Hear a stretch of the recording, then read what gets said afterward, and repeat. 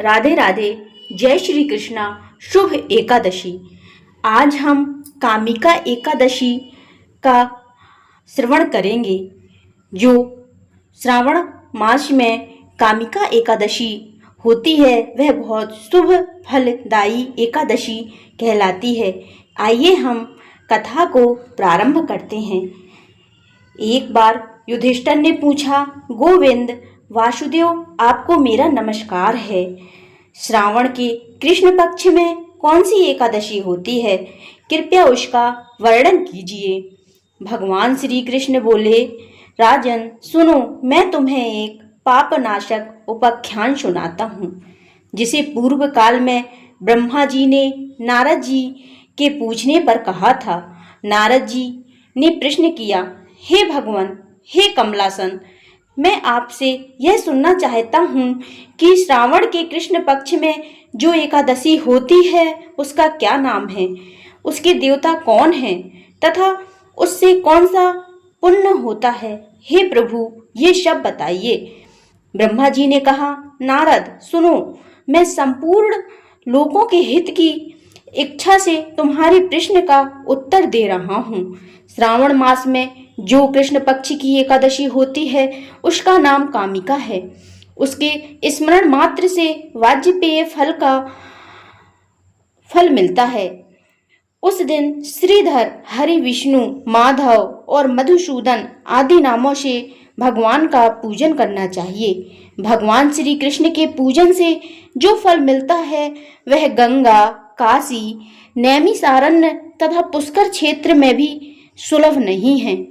सिंह राशि के बृहस्पति होने पर तथा व्यतिपात और दंड योग में गोदावरी स्नान से जिस फल की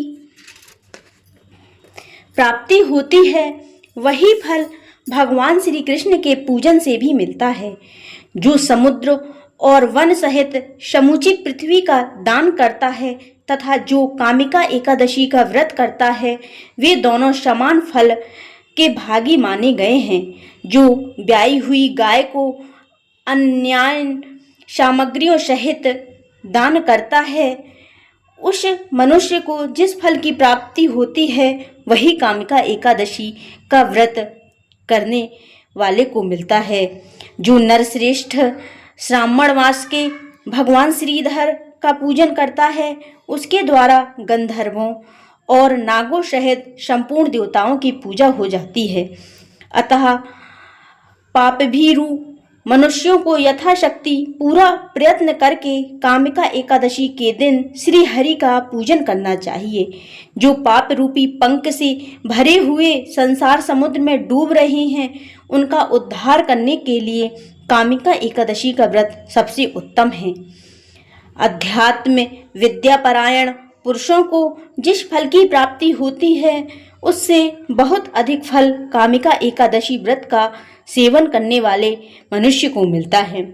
कामिका एकादशी का व्रत करने वाला मनुष्य रात्रि में जागरण करके ना तो कभी भयंकर यमदूत का दर्शन करता है और ना कभी दुर्गति में भी पड़ सकता है।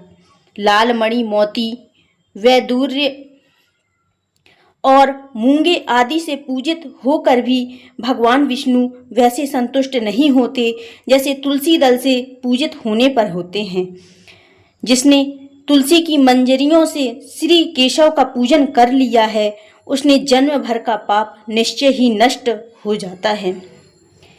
या दृष्टा निखलांग शंख समनी स्पृष्टता व पुष्पावनी रोगाणाम भिविंदिता निरसनी सिक्तांत कत्राशिनी प्रत्याशक्ति विद्यायिनी भगवता कृष्णस्य संरोपिता न्यस्तिता तच्चरणे विमुक्ति फलदा तस्यै तुलस्यै नमः। यह कुछ इस प्रकार मंत्र है जो दर्शन करने पर सारे पाप समुदाय का नाश कर देती है, स्पर्श करने पर शरीर को पवित्र बनाती है, प्रणाम करने पर रोगों का निवारण करती है, जल से सिंचित ने पर यमराज को भी भय पहुंचाती है, आरोपित करने पर भगवान श्री कृष्ण के समीप ले जाती है और भगवान के चरणों में चढ़ाने पर मोक्ष रूपी फल प्रदान करती है, उस तुलसी देवी को नमस्कार है। जो मनुष्य एकादशी के दिन रात दीपदान करता है, उसके पुण्य की संख्या चित्रगुप्त भी नहीं जानते। एकादशी के दिन भगवान श्री कृष्ण के सम्मुख जिसका दीपक जलता है, उसके पितर स्वर्ग लोक में स्थित होकर अमृत पान से तृप्त होते हैं।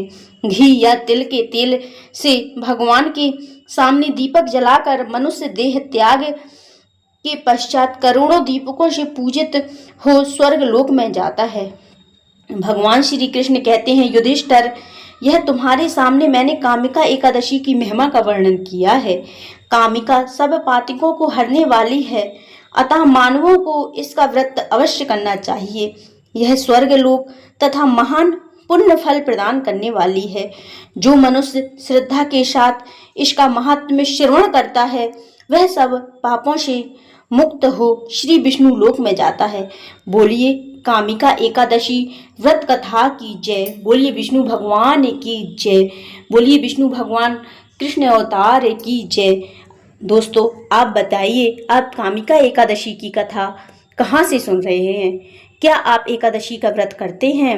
अगर करते हैं तो आप कहाँ से करते हैं? कमेंट बॉक्स में ज़रूर बताइए। जय विष्णु भगवान, जय श्री हरि।